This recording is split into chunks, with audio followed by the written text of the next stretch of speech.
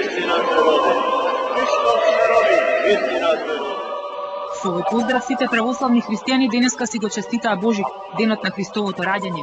Според православната традиција, Божик е ден на семејството, на надежта и помирувањето. За верниците еден од најголемите празници. Највесел ден ми е денеска, најсреќен. Христос ни се роди. За многу години, Господи. Православните секој пат треба да го поштуваат овој празник. Да се знае дека на вистинска Македонија живеат и дека на вистински се собира народ, да си честитат секој здравје, да си пожели мир да биде. Божични богослужби беа служени во сите храмови на Македонската православна црква, а централната свеченост се одржа во соборниот храм Свети Климент Охридски во Скопје.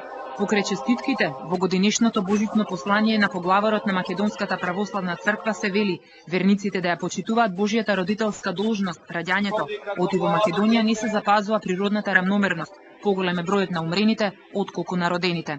Им порачуваме на сите млади брачници, дарувајте рожби, дарувајте радост, дарувајте младост за својот народ, уште по едно, уште по две и три рожби во нашите семејства, рожби што ќе значат надеж и иднина за нашиот народ.